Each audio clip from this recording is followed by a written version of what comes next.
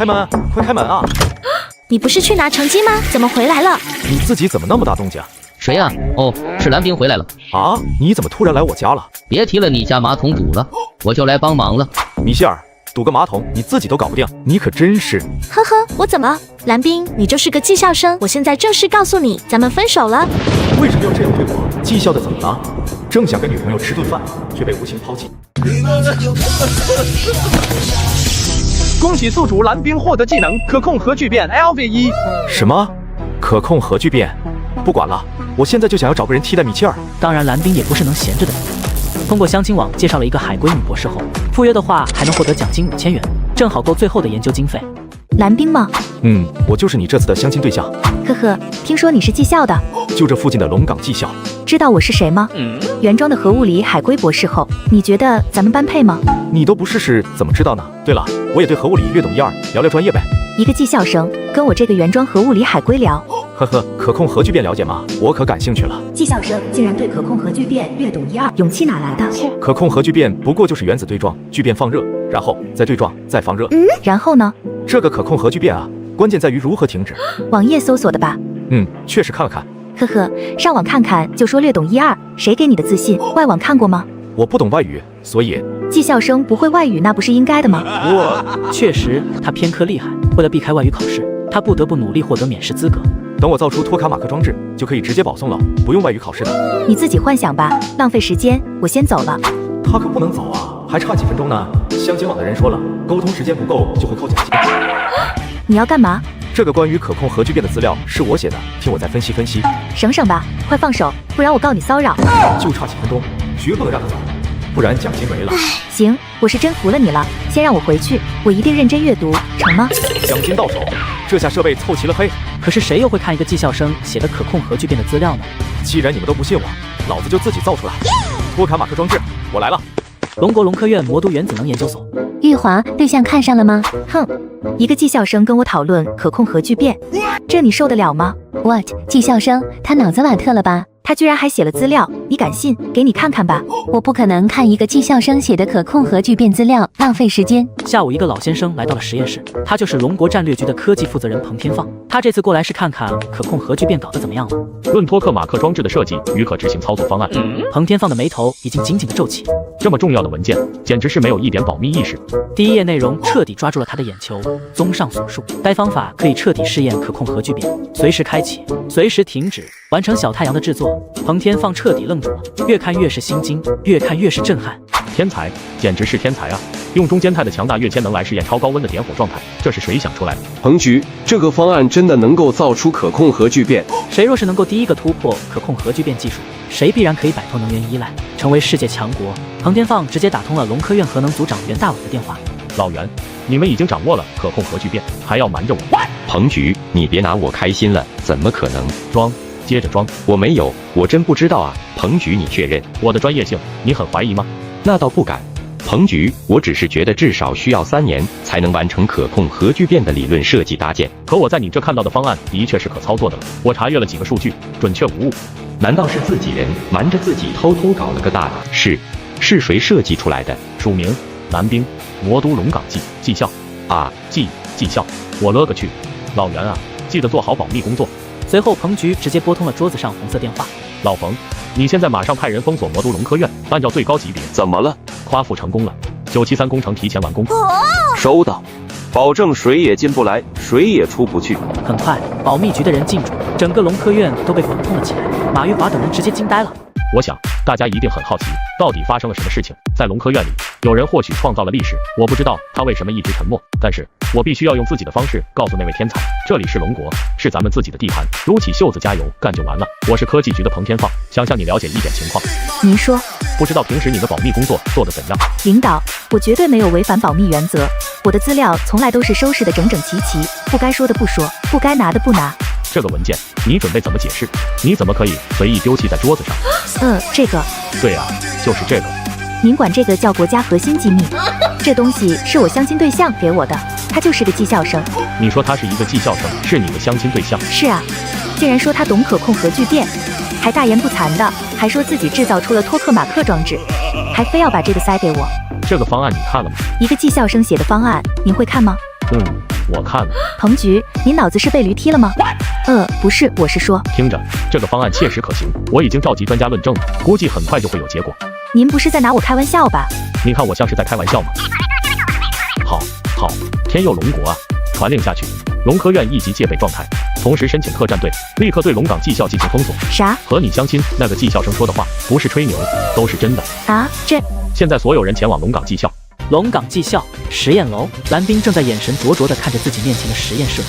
做实验真是烧钱的活，一次实验就要花费30万，太坑了。这该死的系统发布什么任务不好，偏偏发布可控核聚变这样的鬼东西。调整好装置，蓝冰慢慢把所需要的原料放入进去，接着他看着装置，心中有些忐忑。这玩意若是失败了，自己还得相亲多少次才能挣够这些钱啊？而与此同时，整个龙岗技校已经被封锁了。是非成败在此一举，加速！只看到一道流光在快速的飞腾，1分钟、2分钟，足足持续了10分钟。这次放电够学校用1年的了。校长正在接见你的前女友米歇尔，你们的恋情被无情的浴袍猛男所破灭。后来你的前女友凭借一首《爱我你就离开我》，爱我你就离开我，爱我你就离开我，爱我你就离开我，爱我你就离开我，爱我你就离开我，爱我你就离开我，爱我你就离开我，爱我你就离开我，彻底火爆全网，成为了当红明星。米歇尔，你这次回来要不要见见蓝冰？旁边的经纪人立刻笑着说道。校长，米歇尔现在不是平民百姓，已经是大明星了。蓝冰和米歇尔都不是一个世界的人了，没必要见了吧？的确，我和他回不到从前了。啊？这？我听说他在搞研发，这些钱麻烦你转交给他，做点实际的东西，面对现实吧。这个还是你自己给他比较好。米歇尔这么忙，这次若不是推了一个几千万的广告，今天都不会过来的。正在这时，一阵轰鸣声从外面响起，把所有人都给吓了。难道是王少雇了直升机来接你？哎呀，太幸福了！指挥官龙战已经带着几人来到了校长办公室门口。来人指付，米歇尔小姐在里面，在这等着。少废话，让开！再重要的事情也没米歇尔小姐的事情重要。保安局执行公务，阻拦者以叛国罪论处。你是谁？给我滚出去！立刻，马上！保安局执行公务。闭嘴！你不过是个大头兵，信不信我一个电话就让你回老家？无论是你还是你的上司，全都承担不起。龙战朝着身后摆了摆手，把他们带走。有种报出你的番号，看我不弄死你！等他们走到外面，看到院内的装甲车、天上的直升机，彻底吓得愣住了。康哥，这发生了什么？这谁受得了？小小的龙岗技校，怕是出了通天的大人物。校长办公室内，校长，我们想要见蓝冰，还请积极配合。蓝冰，是不是搞错了？蓝冰同学是我们学校的好学生，很老实的。您误会了，我们这次过来是请蓝冰同学的。哦，那就好，我这就把他叫过来。不用，我们亲自去请。蓝冰到底是何方神圣？他在实验楼，我们去那里找他吧。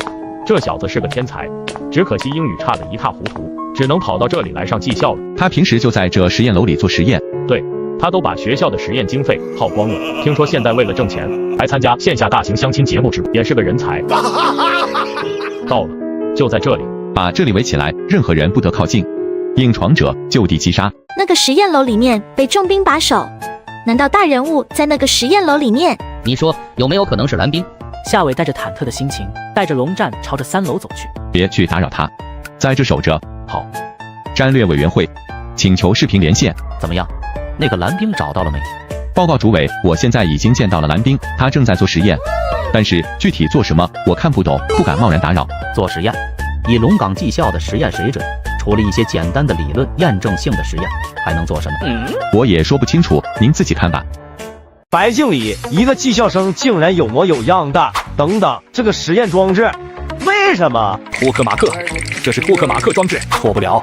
疯狂，太疯狂了！我现在就要去现场。一架飞机来到了技校上空，枭龙战斗机，古代战机枭龙。我天，我今天都看到了什么啊？随后就看到一个个花白胡子的老头从上面走了下来。那是国防973总工程师白敬礼，还有主导原子工程的武轩，其他人也都是大佬。我的天哪！实验楼里到底是谁？怎么会招来这么多大佬？白老，我老人呢？在哪？在里面正做实验呢，我没敢打扰。做得好，做得非常好。随后众人朝着里面看过去，这些东西都是他自己做出来的，是不是？是他做的。您看那个海水提炼装置，是从我们残破的液相分析仪的零件中拆下来的，还有那个换装置装箱，都是他自己手工做的。终于要到最后阶段了，是非成败在此一举，加速！只看到一道流光在快速的飞腾1分钟、2分钟，足足持续了10分钟。这次放电够学校用1年的了，可惜不能很好的储存，终于成功了。这30多万花的不亏，自己动手做就是省钱。而这话恰好被站在门口的白敬礼等人给听到，差点彻底摔倒在地上。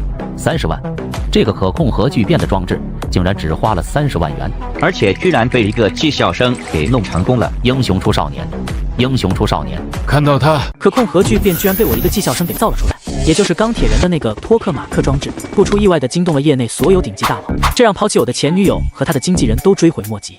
学校里的师生这个时候也同样看到了实验室里面的巨变。请问你是不是蓝冰先生？你们是谁？干嘛到我的实验室？别，我们可都是好人，龙国人，不是来抢你装置的。蓝冰还不放下武器？啊！几位院士不要生气，蓝冰就是太紧张了，毕竟这些都是他的心血。蓝冰，他们每一个都是国宝级的人物，这个是白敬礼院士，这位是武轩院士，这位是钱思良院士。现在这装置都成功了，你们还来干什么？当初我给你们每个人都写过信，结果没有一个人搭理我。什么？你还给我们写过信？不可能，这样的信件我们怎么可能不重视？你们的傲慢和偏见只会让你们相信那些所谓的发达国家发表的论文，甚至连国内同强的论文都不相信，更别提我一个技校生了。蓝冰先生，你刚刚做的可是托克马克装置，你们不都看到了，还问我？首先，我为我们没有重视您的研究感到抱歉。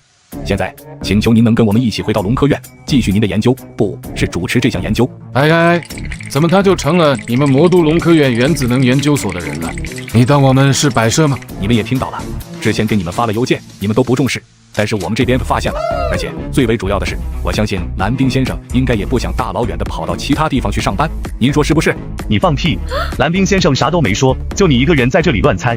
蓝冰先生，我们东北龙科院有最为完善的研发系统，也有最佳的试验场地，而且我保证能够给您最好的实验条件。老钱，你这就不地道了。我那里才有最完善的实验室，论实力，你们谁能给我扳手腕？蓝冰先生，你若是去我们那里，我马上给你解决所有的问题。干什么？你们也不看看自己都一把年纪了，也不怕被人笑话？再怎么说，这也是双向选择，也要蓝冰先生看得上你们才行。白敬礼作为这一辈的领军人物，自然得到了所有人的敬重。各位老先生，感谢你们的赏识和认可，你们几位的著作我都拜读过，武先生的文章我读的最多，您就是样本量做的太少了，所以导致您得到的结论和实际值有些出入。你可以尝试用格兰斯布朗明统计方程剔除纯量之后再进行拟变。哎呀，没想到问题竟然出在了统计分析方法上。武院士也是物理学专家，自然也是数学高手，对于这个格兰斯布朗明统计方程自然也清楚。我和老五的研究方向一样，我的你看了没？白老，您的研究我自然也看了，您的中子裂变理论对我影响很大，甚至我的这个装置中也用到了您的那个模型，不过那个模型稍微有点问题，我进行了一些改良。我的呢？我的论文你看过没？看过，您的论文对我同样意义非凡。随后那些院士全都围着蓝冰在询问。各位老师，我的这个托克马克装置就是在你们的研究的基础上做出来的，所以等于是大家合力研制的结果。听到这话，众人更是激动不已。蓝冰先生，你可不能这么说，我们都不过是盲人摸象，是您把这些拼图给组合在了一起，我们可不敢贪功。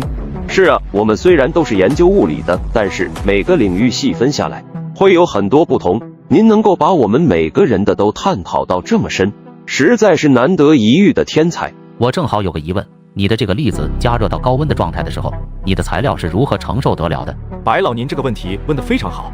这个是利用流体的状态多层铺设，温度越高密度越小，到最后变成气体状态，但是它还可以循环利用。听君一席话，胜读10年书，后生可畏啊！对了，各位老师，我的英语不好，特别差，恐怕没资格去你们的研究院上班。英语差有什么关系？我给你当翻译，我孙女儿就是英语专业的，正合适。众人看向老院士，一脸的鄙夷，连孙女都陪上了。一转眼已经过去了3个小时，龙战有些急了，校长则是彻底看傻眼了。我说老哥儿几个，咱们可否先一步到方便谈话的地方？好，现在就走。那就去我们龙科院原子能研究所怎么样？也近，而且一应俱全，安保设施更是不用担心，副10层常年装备1个营的兵力。看来今天不去也得去了，学校肯定是待不下去了。我没什么意见，看几位老师怎么安排都行。不过在走之前，蓝冰手动卸掉了几个重要的装置，剩下的这些从这里开始拆卸，剩下的全部给我带到。设备有点大，你们那放得下吗？我们新建的龙科复兴楼已经建成了，马上就可以把3层给您使用。您现在就可以把这些设备全部弄到那里去，而且以后那个地方是您的专属实验室，没有人可以动。对，那个地方最合适。那就先谢谢了。安排好一切之后，蓝冰和校长道别，随后在所有人的护送下，慢慢走出了实验楼。出来了，终于出来了！这么大的动静，就是为了这么一个大人物。真的好奇，到底是什么样的人物？这些都是获得了青龙勋章的人，死后都要3军仪仗队抬棺的人。我的天，那个帅哥是谁啊？太帅了吧！竟然还有这么多大佬围着，这么多士兵守护，简直就是天选之子啊！我去，好像是蓝冰。不可能，绝对不可能！怎么会是他？米歇尔，难道真的是蓝冰？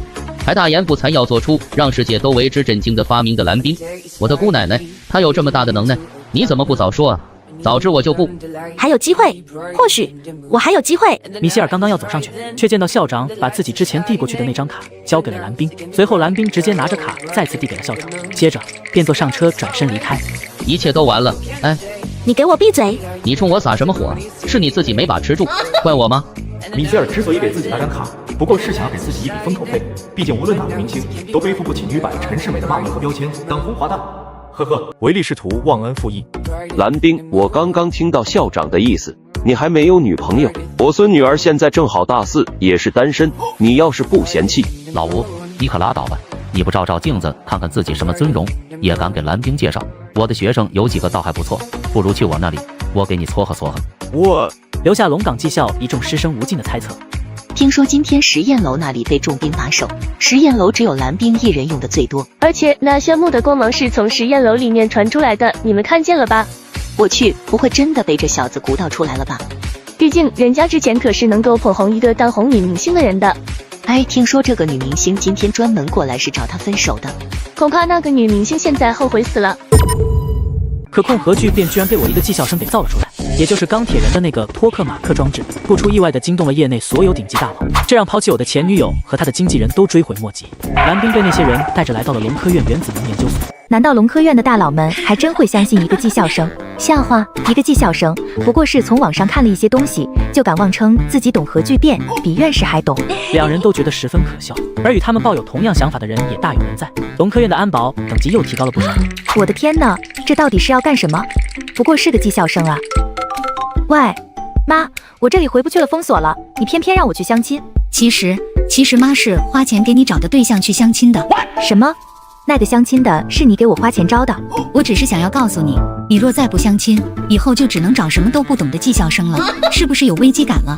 是，我感觉现在的确是危机重重。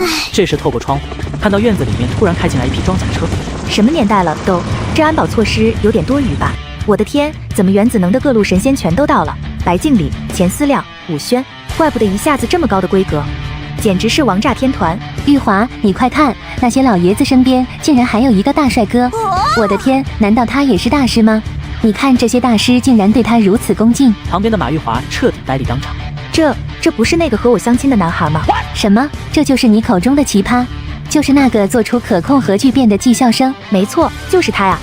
他现在怎么？难道他真的做出了可控核聚变？我的天，这也太疯狂了吧！不可能，绝对不可能！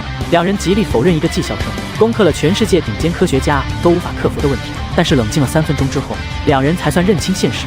我感觉很可能是真的，他发的那些资料也都是真的，甚至已经得到了这些大佬的验证。随后，杨雪赶紧跑去搜索，在垃圾邮件中找到了那封邮件。我的天，这简直是天才一般的设想！我当初为什么就没有耐下性子看看呢？我的错，完全都是我的错。正当他看得津津有味，忍不住拍案叫绝的时候，突然，与此同时，实验室的门打开了，2个保安局的人走了进来。杨雪小姐，你涉嫌偷看国家机密，请现在回去接受调查。我不是故意的，那个邮件是我之前删掉的，我以为……您有什么问题，可以跟我们回去之后再详细说明。正在他被保安局的人看着的时候，外面再次响起了脚步声。那些资料全部都是他给我的，我们没有任何传播，他可以给我作证。听到马玉华的话，龙战则看向了旁边的蓝冰。蓝冰，你给我作证，这个东西是不是你发给我的？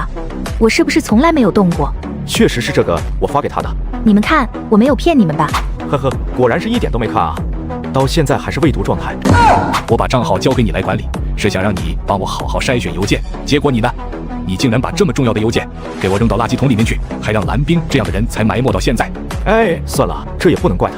蓝冰先生，以后咱们就是一家人了。我给你选好了实验室，一会儿带你过去看看。另外，我知道你那里应该还需要助手，实验室里面的人都在这里，你随便挑。吴教授，您太客气了，叫我小兰子就行。那怎么行？搞学问的从来都是达者为先。你攻克了可控核聚变，就是我们的老师，我哪里敢叫你小兰子？这样，我以后叫蓝冰，你叫我老五就行。蓝冰笑了笑，点头算是默认了。实验室里面所有人彻底惊呆了，眼前的这个技校生竟然造出了可控核聚变。做实验的话，自己好像确实缺少人手。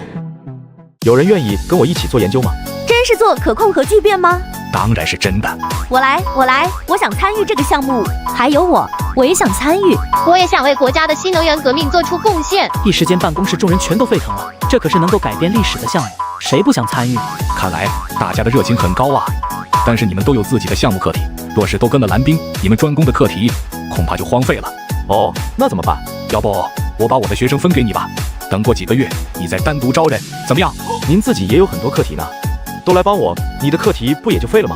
没事，我的课题时间还久，更何况我那课题哪能和你的比？不，这样会影响您的业绩的。蓝冰，你想要什么样的助手呢？听话、能干、漂亮、身材好的。如果是个实习生呢？不知道您嫌弃不？这倒无所谓，满足上面4点就可以。不一会儿，几个人来到了蓝冰的面前。这几个学生咋样？行，就他们3个吧。宋季、潘俊、周辉，你们3个听着，以后他就是你们的老师。导师就这个导师不同凡响，你们好好的跟着他学习，一定能够取得不错的成绩，早日成长为国之栋梁。啥？国之栋梁？技校生？大蓝老师，您看还有什么需要协助的？暂时没有了。那您看什么时候可以开始工作？随时都可以。对了，蓝冰，记得你说英语不太好，正好我有个合适人选可以给您当翻译。这倒是方便我了解国外资料。只要是个你的就行啊！3个实习生都是男的，实在有些吃不消。说着，就看到一个扎着马尾、长相白净、眼睛灵动的女孩从外面走了进来。不错，这个不错。爷爷，人家都是坑爹，你是坑孙女。我想要做真正的实验，你却让我跟着眼前的这个小男生，算咋回事？还小男生？你怕是不知道他的威力。大蓝老师就是非常厉害的科学家。我不信一个技校生是伟大的科学家。而且连英语都不会，以往都是怎么做的实验，参考文献都看不懂。大蓝老师不一样，他是个天才技校生，日久生情，不是日子长了你就明白了。算了，谁让你是我爷爷呢？行，我孙女也算参与可控核聚变项目了，为家族争光了，所以说你同意了。哇哦，嘿嘿嘿。可控核聚变居然被我一个技校生给造了出来，让抛弃我的前女友，还有和我相亲的海归女博士追悔莫及。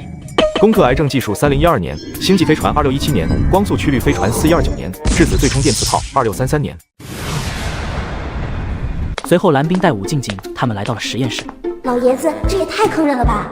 光秃秃的，连个像样的实验台都没有，这是欺负新人吗？你误会吴老了，是我要求他这样的。听到蓝冰的话，几个人都是一脸不解地看着蓝冰。呵，没有设备，怎么做科研？不知道啊，从来没见过这样的。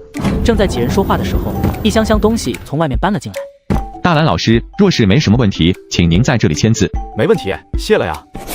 您客气，这是我的荣幸。您有什么需要，直接叫我。你可以啊，竟然能搞定龙战这个冷面阎王。呵呵，大把手，把这些东西给装起来。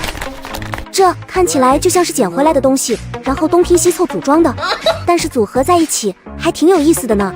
大蓝老师，您这实验设备从哪里搞的？这个是我自己做的。大蓝老师，咱可是龙科院原子能研究所，你想要什么直接买就是了。老爷子把你招过来，还能不给你经费吗？这东西哪里也买不来的。什么样的设备还买不来？最多就是贵一些罢了。托克马克装置，你去买吧，看看哪有卖的。大蓝老师，你这个冷笑话讲的真是让人猝不及防啊！哈哈哈。蓝冰也跟着笑了笑，不过却并没有停下手中的动作。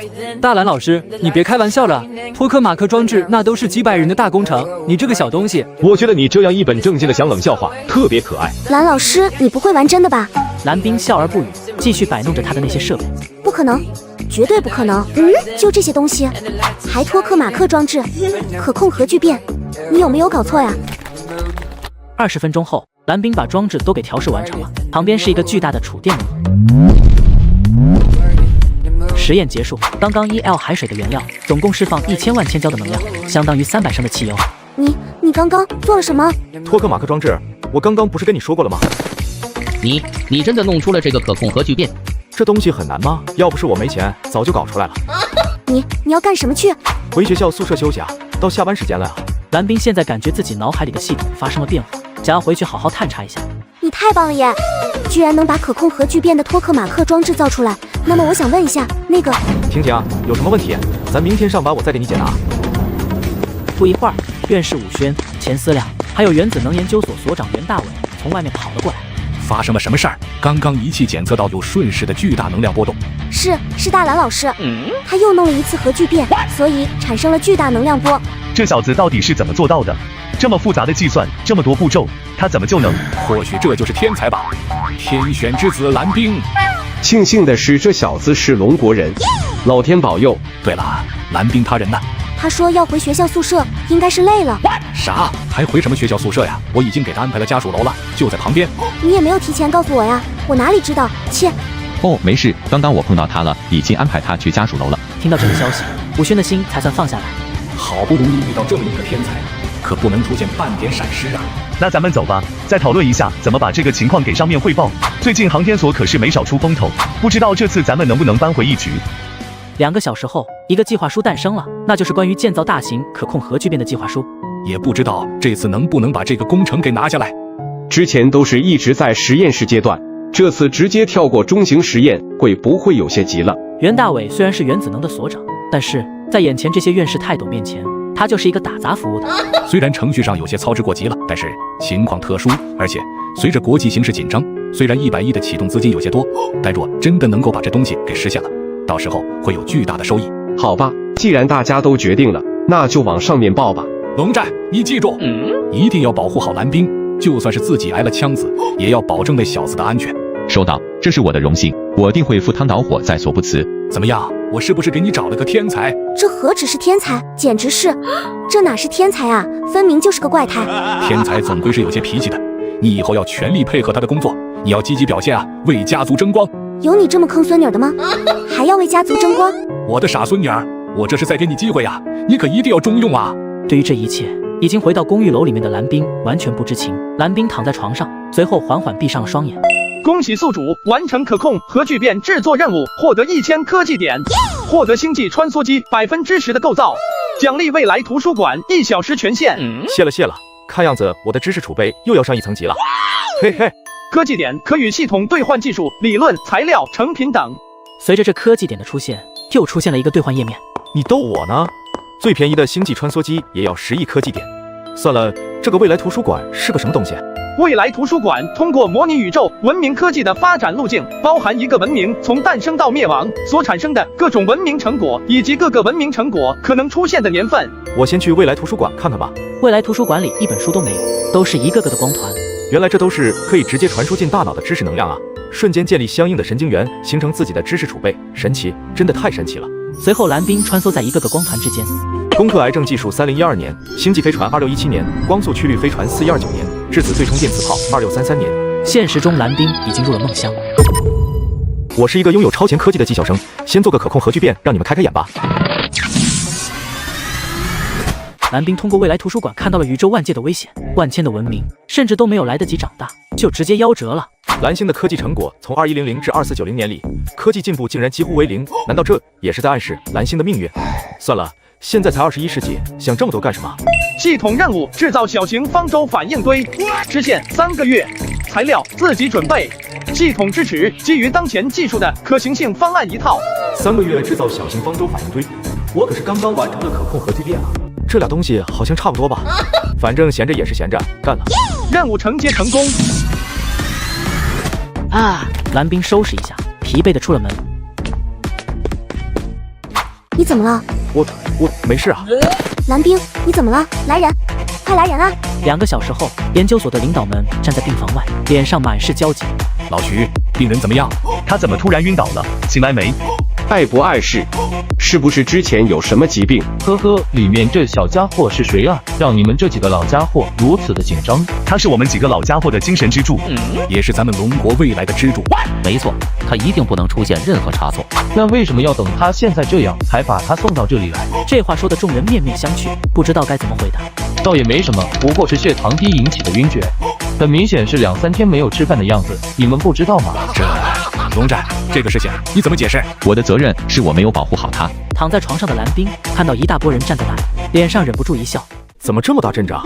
对不起，都怪我没能保护好你。这不能怪你，是我自己想事情太入神了，就忘了吃饭了。要不再做个详细检查吧？不用，真没事。主要是今天想事情太投入了。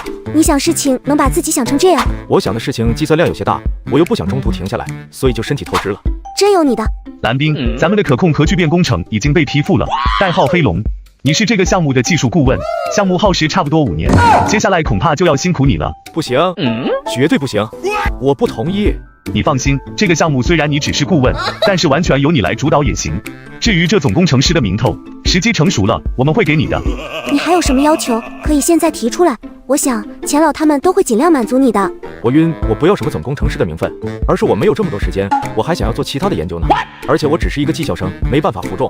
大蓝老师啊，我们一致评估你的水平已经达到了教授水平，更何况您这个可控核聚变技术为国家重大战略的实施做出了巨大贡献，实现了弯道超车。我们可以破格聘请您为教授。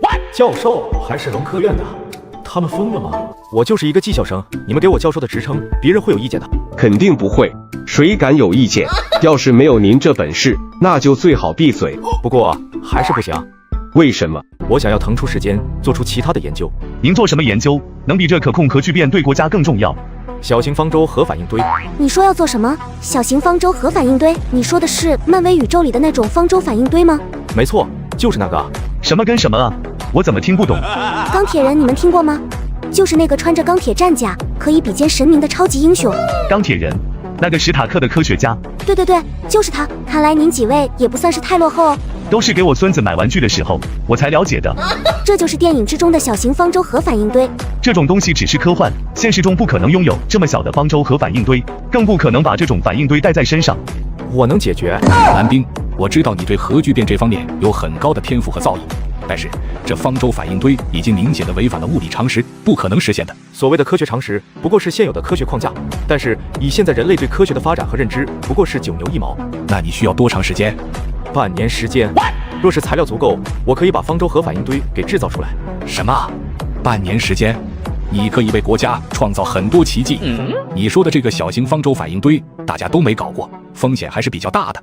吴老，你放心，我保证这个东西制造出来让你们大吃一惊，而且就战略意义而言，绝对不比可控核聚变差。大蓝老师，我们知道你是天才，但是一个人的精力是有限的。我们觉得您继续研究可控核聚变是最好的选择。蓝冰一笑，对这些根本不理会。你干什么去？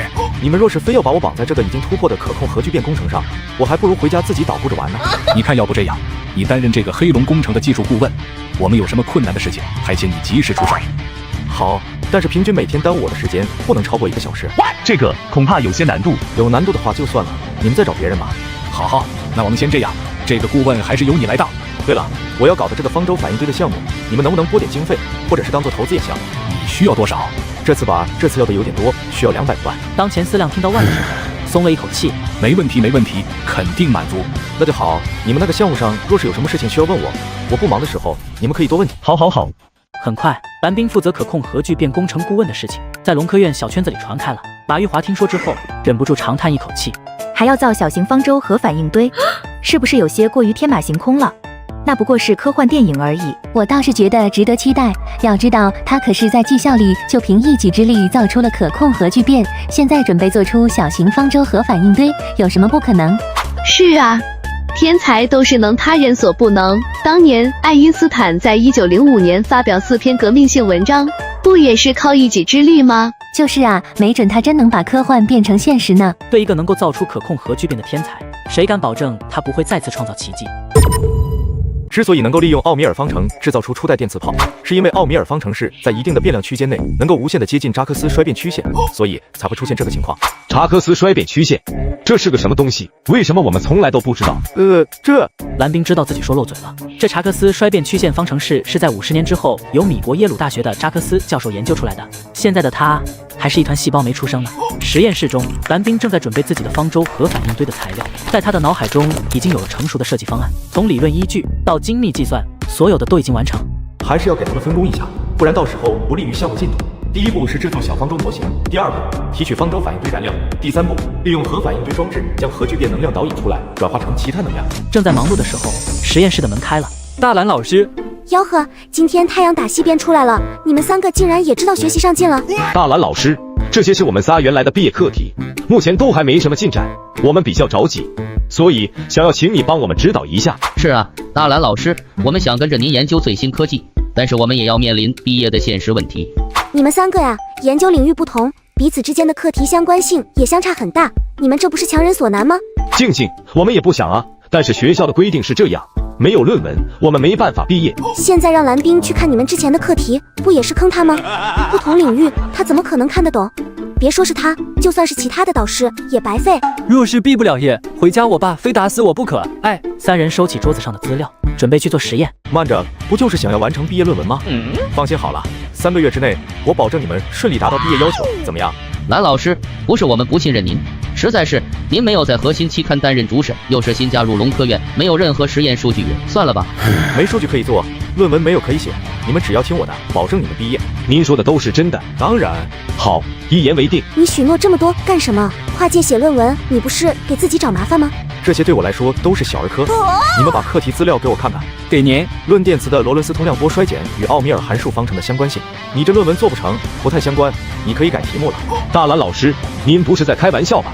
现在主流科学界都普遍认为，这个电磁通量衰减积分布是有量化模型，而奥米尔函数方程是目前已知最为贴近这个模型的方程式，只是还有一些分散问题没办法解决。他说的没错，目前主流科学界确实比较认可这个方程，可能有些不完善的地方而已。之所以能够利用奥米尔方程制造出初代电磁炮，是因为奥米尔方程式在一定的变量区间内能够无限的接近扎克斯衰变曲线，所以才会出现这个情况。查克斯衰变曲线，这是个什么东西？为什么我们从来都不知道？蓝冰知道自己说漏嘴了。这查克斯衰变曲线方程式是在50年之后由米国耶鲁大学的扎克斯教授研究出来的，现在的他还是一团细胞没出生呢。我也没听说过这个。不会是您记错了吧？是不是记错？以后你就知道了。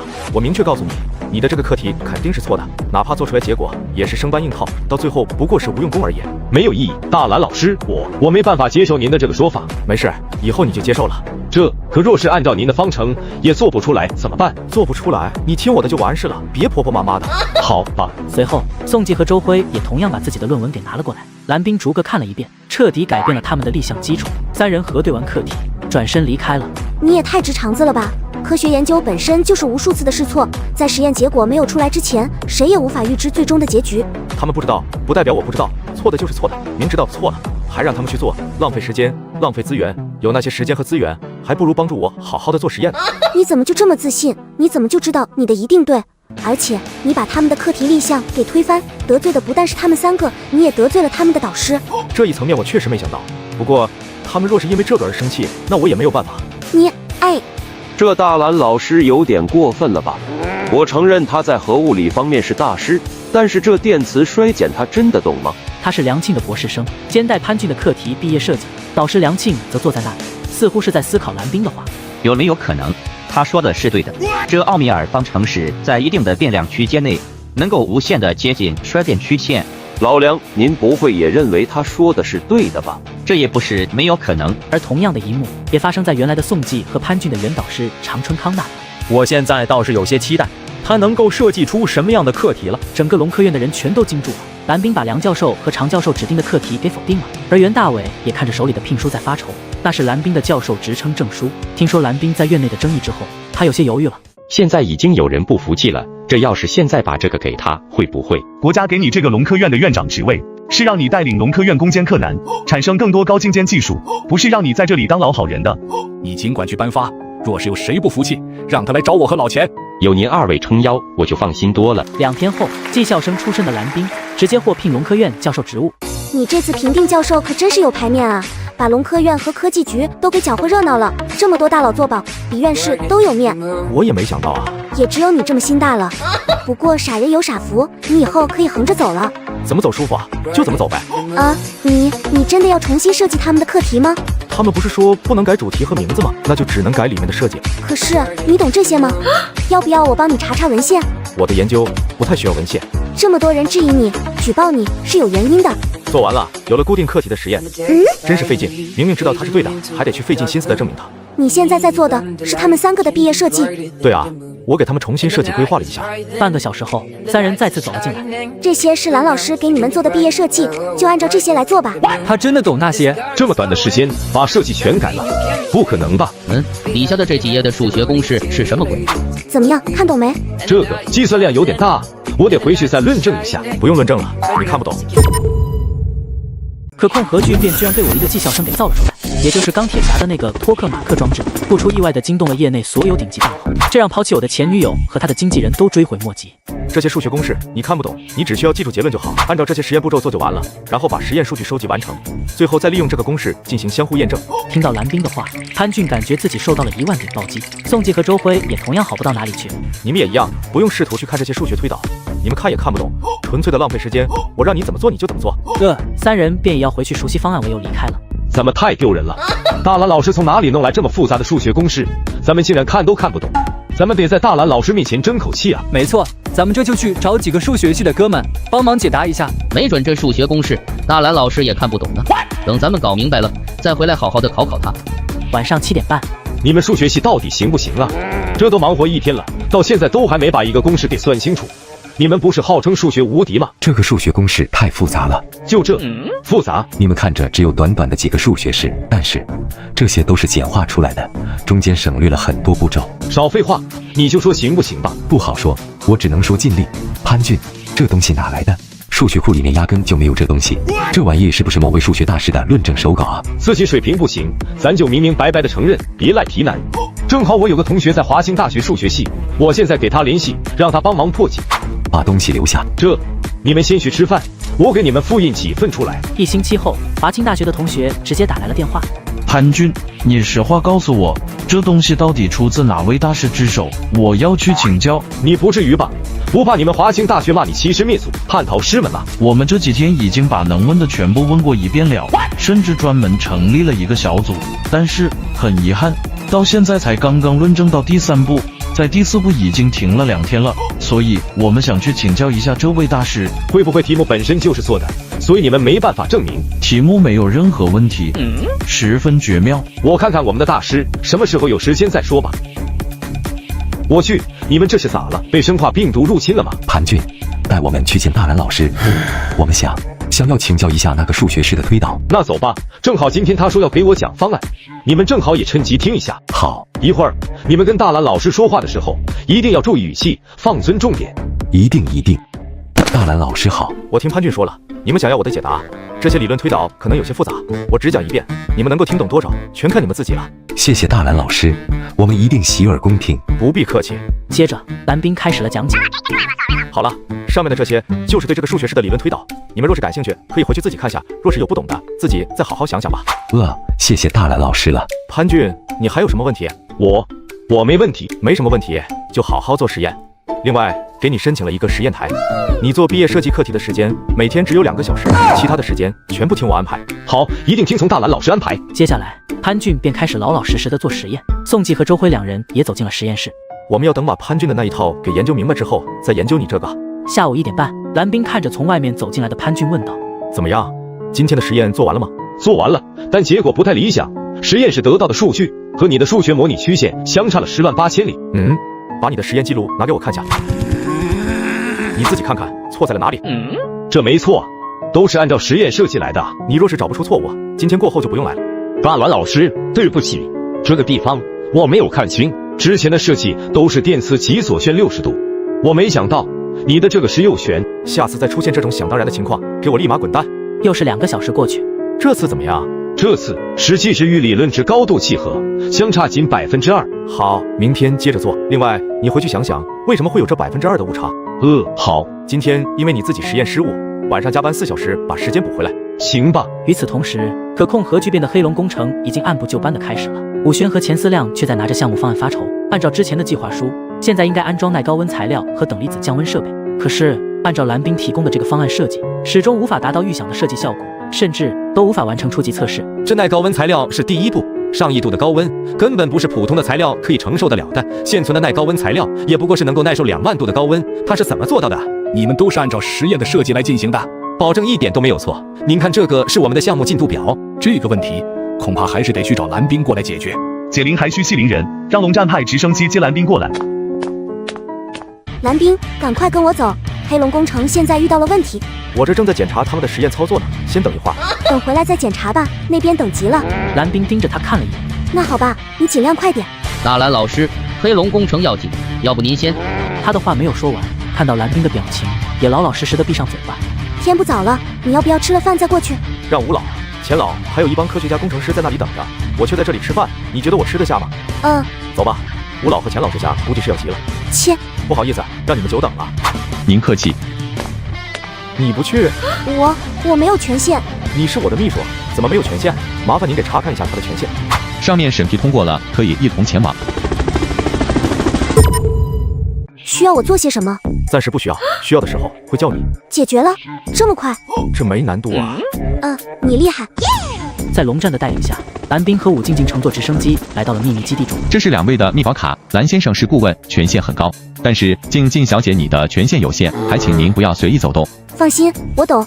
随后，2人穿过层层关卡，来到了里面。大蓝老师啊，您终于到了，我们就等你了。吴老、钱老，遇到了什么事情？您直接给我打电话就行了，何必费这么大的周折？抱歉啊，没有提前和你沟通，但是我们实在是束手无策了。怎么这么多？这个是全部的项目资料，我们想让您先看下概况，对整个项目有个了解。不需要，直接告诉我进展到哪一步，遇到了什么问题就好。一个技校生竟然这么傲气，连项目资料都不看，真搞不清楚这是从哪里请来的大爷。小李啊，你就告诉他遇到了什么问题就好。听到武轩的话，李子清还是压抑着内心的不满，重新给蓝冰汇报了一遍。之前我不是说过让你们使用层流降温逐级递减的吗？你说的倒是轻巧，所用的那个材料根本承受不住这么大的压力，在降温的过程中，材料会因为内部应力而断裂，无法达到降温的目的。就这，连最基本都不懂，还想要帮我们解决问题？蓝冰看了一眼设计图，随后又看了看设计参数，一下就明白了。大蓝老师，您之前做那个模型的时候，有没有遇到这个问题？并没有。那您看这个问题应该……你们是怎么去解决的？我们在原来的材料中加厚了耐高温材料，比原来的设计更多层，可是还是不管用。无论我们加多少，到最后还是因为内部破裂，导致壁炉损坏，从而无法成功完成局部降温。这个方法是肯定行不通的，其他的方法试了吗？其他的方法，我们之前也尝试过减少内层的材料，甚至用其他材料来替代，可是根本没有合适的材料。听到李子清的话，蓝冰眉头紧锁，这个问题他之前的确没有考虑到。大蓝老师，你有思路了吗？还没有，不过我可以想想。太好了，咱们大蓝老师一定可以的，我相信你。现在麻烦给我一个办公室，里面有计算机的。您是顾问，办公室早就准备好了，现在就带您过去。好，我会尽快拿出解决方案。这能行吗？我听说他就是个技校生，我现在都怀疑他有没有把问题看明白。我们把宝都压在他身上，是不是有些太过冒险了？我们还有更好的办法吗？你们若是能够解决，何必再去麻烦人家？蓝冰来到了办公室中了。需要我做些什么？暂时不需要，需要的时候会叫你。蓝冰再次进入自己的系统，关于耐高温材料的问题却没有过多阐述。随后他再次进入到未来图书馆中。10分钟之后，蓝冰张开眼睛。静静，帮我把这篇文章给翻译一下。这是一篇高分子化学的文章，你需要看这个吗？需要。吴静静把文章给蓝冰翻译了一遍。走吧。解决了，这么快？这没难度啊。你厉害。大蓝老师，是办公室里面配备的东西不齐全吗？缺什么我马上安排给您安排。没什么要求。那您这是？我想到解决办法了。什么？您怎么这么快？我就说嘛，大蓝老师所向披靡，来，快说说是什么办法？其他的工程师更是3分震惊，也有7分的怀疑。我原来设计的托克马克装置，因为是小型的，所以材料承压等问题并不突出，也都在可控范围内。但是现在要把它变成商用的材料，除了需要满足耐高温的问题外，还要满足压力的问题，需要再次改良。我们当然知道这些材料需要改良，可是改良材料哪有这么容易？很多关键的技术难题，其实只需要在原来的基础上添加几种添加剂，另外在后期的成型过程中稍微改变2个参数即可。这个是改良工艺设计图。众人一脸期待地朝着纸上看去，但是看到之后就忍不住笑了。你管这个叫材料工艺，还改良？呵呵。钱老、吴老，这个就是我改良之后的材料设计方案。你们若是相信我，现在就去照着这个加工，就在原来材料的基础上就可以。若是不信，我也没有办法。咱们走吧。啊？太嚣张了！方案还没有成功呢，就敢如此目中无人，简直太过分了。脾气这么大，技校生就是不靠谱。随后，众人看向了钱老和吴老。那就先试试吧。可以先让底下负责材料制备的小尼来看下。不一会儿，倪庆江从外面走了进来。这个就是大蓝老师留下来的改进方案，你看看能看懂不？你也看不懂是不是？这个，因为这个材料工艺制备有些复杂，总共有132道。我最近又是刚刚接触，所以还不太熟悉，需要对着工艺手册核对一下。你现在就核对看看。神，太神了！这么复杂的工艺，他是怎么记得这么清楚的？而且竟然一点没有错，这小小的一页纸浓缩了改良工艺的精华。你说什么？钱老，您告诉我，这是哪位神人？我想和他好好深入交流一下。你的意思是，这张纸不是胡乱写的？当然不是，原来的那个耐高温材料工艺可以耐受上亿度的高温，但是强度不行。这样改良之后，我有预感，绝对可以将强度大幅度提高。高手，绝对是一个高手。若是按照这套工艺做下来，多久能做出来？这个改良工艺并没有增加过多的制备环节，3天，最迟3天就能够把第一套材料交付。好，我们等你消息。2天后，黑龙计划大型托克马克装置基地前4辆，武轩等人都在旁边焦急地等待着。新的材料已经安装完成，他们正在等待着测试结果。钱老、吴老，设备测试通过。新的材料再也没出现问题吗？完全能够耐受上亿度的高温吗？竟然真的成功了！太好了，解决了材料问题，咱们就突破了第一道大关了。我就想问问各位，现在还有谁质疑大蓝老师的能力吗？不质疑了，服，彻底服了。之前是我们不对，我们一定登门道歉。这就对了嘛！我就说大蓝老师所向披靡，他是最棒的，最棒的哦！那个东西去年刚刚被常氏集团的长坤以1200万的高价拍走。因为长坤，他是我爸爸。通过蓝冰的帮助下，可控核聚变之黑龙计划有了最新突破。我感觉黑龙计划的速度可以再次提高了。哦耶！我也是这么想的。这恐怕就要多去请教大蓝老师了。这事儿就交给你了。交给我干啥？你把你孙女儿武静静都搭上了，不就是为了这一天吗？别以为我看不到你这老狐狸的尾巴。嘿嘿，又被你看穿了。你能拿我怎么样？哼！龙科院实验室，武静静来到蓝冰面前。刚刚爷爷他们打来电话，说你改良的那一套工艺顺利通过测试了，也被列入了国家机密。至于奖励，等这个项目彻底完工，就发给你。哦，好的。那你的实验怎么样了？还行啊，虽然他们3个帮不上什么忙，但至少还算听话，将就着用吧。对了，之前有一个说是从燕京过来的华清大学的学生要向我请教数学问题，我又不是教数学的，没有时间给他解答，他就赖着不走。你帮我看看他走了没？啊，好吧。武静静万分不解，随后按照蓝冰的指示来到了龙科院接待处。今天有个从燕京大学来的要找大蓝老师，他走了没？还没呢，大蓝老师已经给他说过很多次了，他非赖着不走。他现在在哪？大厅坐着的就是。谢谢，我过去找他谈谈。哎，这个背影怎么有些熟悉？常建明。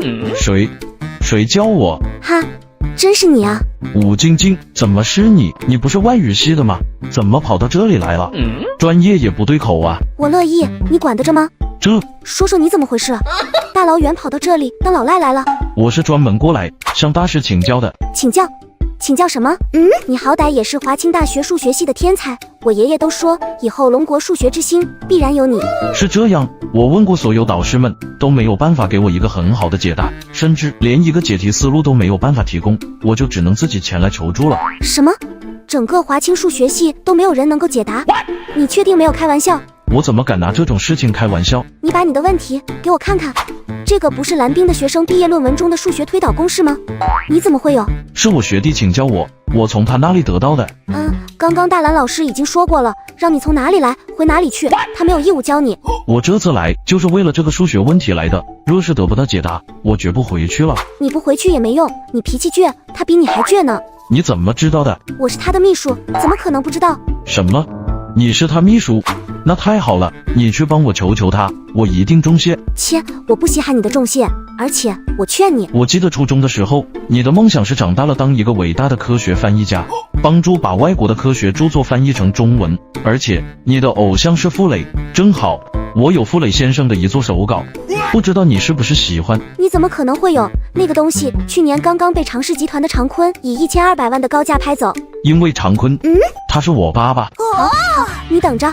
武静静再次回到了实验室中，10分钟之后再次回来，大蓝老师说他没时间，但是之前已经给高琛讲解过了，你有什么问题可以暂时去他那里请教，若是能够看懂前7步，就可以再次向他请教。谢谢，我现在就让我爸把那东西包好给我送来，保证你明天早上就可以收到。你爸爸花了1200万才抢到的，你就这么随手送出来了，你爸爸回去不打死你？不会的，我很少问他要东西，这是第一次，而且这钱虽然不少，但是对我爸而言也不算太多。啥？这真是地主家的傻儿子，就为了解答一道数学题，值得吗？3天后，高琛再次拿着一个资料来到了蓝冰的实验室中。大蓝老师，我的论文被 Math 录用了。正在做实验的潘俊、宋季和周辉3人听到这话，一个个也被吓了一跳。Math 可是数学界影响力最高的杂志，语、自然、科学、细胞、柳叶刀并称5霸。厉害，佩服，高琛你牛！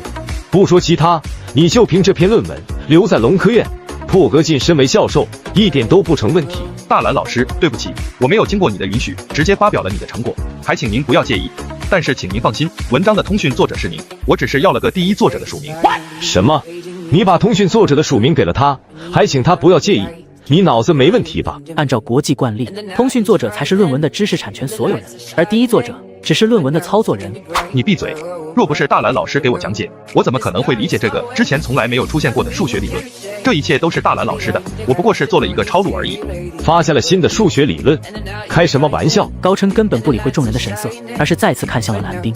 大蓝老师，按照国际惯例，这个新发现的数学方程应该由它的创建者的名字来命名，所以就冒昧的称呼为蓝冰方程。而且 Math 杂志回复说，他们完全同意这种命名方式，不知你有没有什么意见？这也太夸张了吧？有那么什么？为啥我看着那论文一般啊，像是照抄我原来的论文一般？你再在这里放屁，信不信我抽死你？一切准备就绪，准备登机吧。批了，通过了，你的试验申请已经被通过了，可以过去试验了。骁龙037奉命护航，请各位放心。骁龙061奉命护航，请各位放心。转眼又过去2个月，蓝冰一直埋头解决自己的方舟核反应堆。小型反应环已经制造完成，反应堆的燃料放射性的镭也已经制备完成，现在只能转换成电能、镭射能、电磁脉冲，希望以后可以转化成更多的能量，希望能够一次成功。麻烦帮我找个测试场地。你找试验场地做什么？难道你的那个小型方舟反应堆真的做成了？这完全是科幻电影中的东西啊！蓝冰怎么可能轻而易举的凭借200万经费就搞定了？还不能算成功，毕竟还没有测试。不过我对自己有信心。时间呢？还有对测试场地有什么要求吗？越快越好，最好明天早上。至于测试场地，还是希望能够找一个荒无人烟的地方，毕竟这玩意若是发生意外，不亚于一枚100万吨的 TNT， 可能半个魔都就没了。你简直是一个疯子！万一要是出点岔子，岂不是要所有人都给你陪葬？什么？他要进行小型的方舟反应堆的试验，他成功了？暂时还不清楚，他就是想要尽快试验一下。老钱，起床，叫上咱们的那一帮老伙计，立刻前往龙科院。这么晚？好的。走，去龙科院。你怎么还不换衣服？我也要去吗？当然，你作为大蓝老师的秘书，你不去见证奇迹，那怎么行啊？可是现在已经11点了呀，爷爷。别说是11点，就算是半夜2点，也得马上爬起来解决，马上换衣服，跟我走。吴静静无奈，只好换衣服，随着武轩老爷子一起前往龙科院。老武，你大半夜的把大家叫起来，到底是什么事儿？是不是那个黑龙工程遇到了什么问题？黑龙工程目前进展很顺利，之前也遇到过几个问题，也已经请蓝冰亲自出面解决了。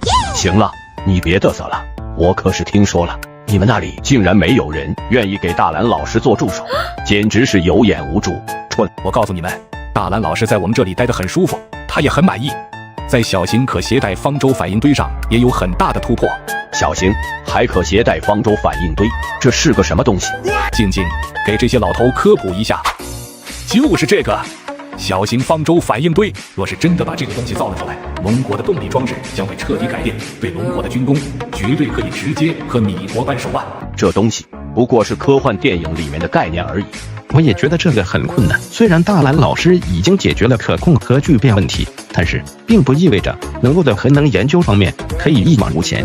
没错，我也觉得这个有点激进了。有资料吗？各位专家教授很谨慎，几乎没有人同意进行试验。蓝冰这段时间真的是把所有的心思都放在了小型反应堆的研制上面，每天都泡在实验室里面。所以我希望各位专家老师也能够对他有信心。静静说的对，蓝冰是一个做事情极为认真负责的人，他的科研素养和基本功让我们有理由相信他。可是这样危险的核试验必须在1号基地中进行，而1号核试验基地的开启手续之复杂，牵涉环节之多，波及范围之广，你们应该也是知道的。吴静静看着在场的众人，随后看向了自己的爷爷。做试验有成功就有失败，谁也不敢保证一定会成功。在当今这个竞争日益激烈的形势下，难道不值得尝试一下吗？我相信蓝冰的能力，我愿意为他做担保，出了问题我负责。算我一个，我也愿意为他做担保。非常之人，行非常之事，不能以常理夺之。我也愿意替他做担保。一下子有3个大佬做保，这待遇也是没谁了。彭局，您看我们3个做担保，可以特批蓝冰的反应堆试验吗？不行，按照1号试验基地的使用规则，3位的做保无法满足开启条件。听到这话，武轩、钱思亮、白敬礼、吴静静几人全都脸色难看。不过，如果我也愿意为他做担保的话，就可以上报1号试验基地委员会，并申请特批。什么？您要为他做担保？这试验本就有风险，而这个特批的试验风险更是未知。我们想要巨大的成果，总归是要付出代价的。谢谢彭局。好了，不和你们说了，吴老，麻烦您起草一个计划书，我这边也准备特批程序，争取明天上午能够完成审批，正式进入1号试验基地中试验。好，2个小时后我发给您。第2天，批了，通过了，你的试验申请已经被通过了，可以过去试验了。小小的一个文件上面竟然有10几个章，还有龙国军部的章，落款居然是龙国军部第1大元帅龙九霄。这可是战神亲自批的，太酷了！战神还让带话给你，让你放手去做。太好了，你收拾一下，咱们过去吧。收拾完之后，蓝冰给龙战打了电话，就再次听到了直升机的轰鸣声。龙战向您报道，请问大蓝老师有什么吩咐？麻烦把这些装备带上去。走吧。是。而在蓝冰的身后，周辉、潘俊等人傻傻的看着，脸上满是期待。大蓝老师、静静都可以去，我们是不是也能过去看看？是啊，大蓝老师，我们可以过去给您当助手。不必了，对你们而言，最重要的是毕业论文，你们先把自己的毕业课题做完，再说其他的吧。大蓝老师没打算让咱们深入参与啊？不参与就不参与呗，谁稀罕？整天做这些个破实验有什么意思？就是，研究这些还不如上班挣钱。20分钟后，龙战带着蓝冰再次落在了黑龙基地中。大蓝老师啊，你的试验危险等级比较高，你先在这里休息一下，让他们去准备，一会儿带着你过去。好，吴老，谢谢您，我不会让大家失望的。你也不要有太大的压力，并不是说试验不允许失败，而是失败也要有价值。我明白。一切准备就绪，准备登机吧。吴老，等我的好消息吧。好，期待你的另外一杰作。按照惯例，1号基地的所有试验一律使用运输机运输。快走吧。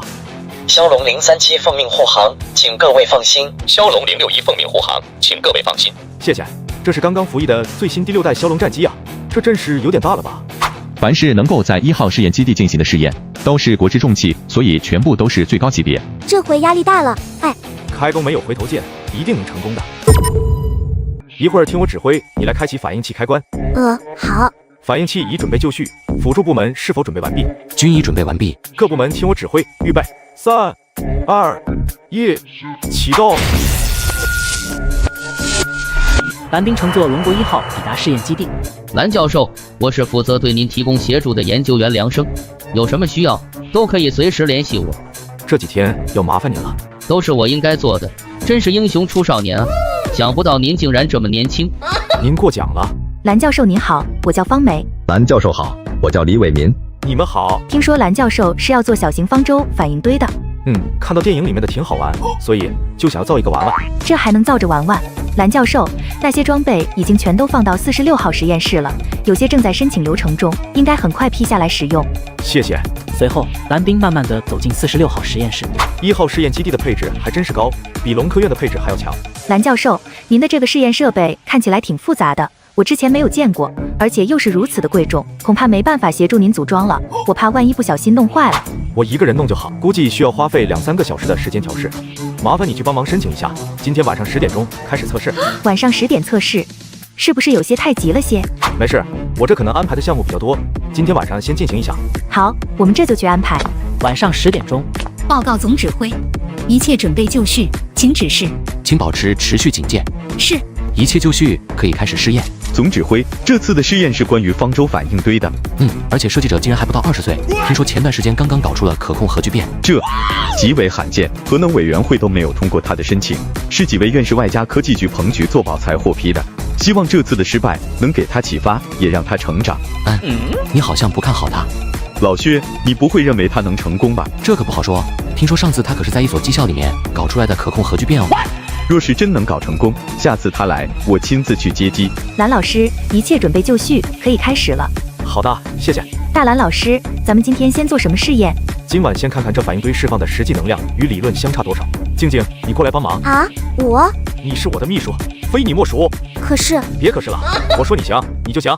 刚刚这小子自己 DIY 设备也就算了，现在竟然要临时加一个不专业的人来参与试验，胡闹，简直是在胡闹。老薛，我觉得我们有必要现在就终止他们的试验。先等一下，我打个电话。白经理，你们在搞什么？怎么推了一个这样的人在这里搞试验？你确定这不是在玩小孩子过家家？哈哈哈，老薛，我之前不是跟你说过吗？这是非常之财，不能以常理夺之。成吧，听天由命吧就。蓝教授的试验继续，咱们只需要做好自己的事情就好。我不能理解，今天的事情我会如实上报。这次终于稳住了，蓝冰这家伙还真是不让人省心啊！让人省心？他还是蓝冰吗？1号试验基地，46号实验室。一会儿听我指挥，你来开启反应器开关。好。反应器已准备就绪，辅助部门是否准备完毕？均已准备完毕。各部门听我指挥，预备，3、2、1，点火。本来能量测试准确地接收到了转换来的电能。报告，反应堆释放电能功率达1兆瓦，预计持续10小时。成功了，竟然真的成功了！1兆瓦，整整1兆瓦，可以满足1万人的正常用电需求，可以满足一台小型核潜艇的动力输出。能源革命，这是能源革命啊！蓝教授，恭喜你！别感谢你，为龙国驯化一条天龙。难道这就成功了？这科幻电影中的东西，竟然真的被他给做了出来。谢谢，不过现在说成功还太早了。还没结束吗？难道说？各部门注意，试验才刚刚开始，请大家继续配合，将反应状态调整到2级。好。报告，目前额定输出电力2.5兆瓦，供电稳定，预计持续时间3小时。当前米国最大的雷神级核潜艇，也不过才有3.2兆瓦的功率，如此一个装置，足够那个核潜艇3个小时的电量所需。好，做得好，蓝教授，你为龙国军工带来了一头猛兽。从此之后，咱们的潜艇、航母、巡洋舰等再也不用发愁动力和补给问题。这只是我的本职工作而已，把反应等级提高到3级状态。你确定？现在已经快到负荷了。确定，快点吧你！各部门注意，各部门注意，现在要进行更高级状态试验，请做好准备。报告，请求5分钟准备时间，重新调试设备。同意。5分钟之后，准备完毕，请指示。蓝教授，各部门已准备就绪，请进行下一步。收到。3、2、1，启动。走。不行，我去终止反应器，不然会有危险。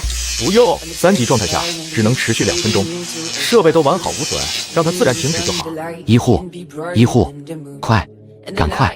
先别动，测试员报告辐射情况。报告，实验室内发现大量不同频磁波，但未发现放射性粒子，环境安全。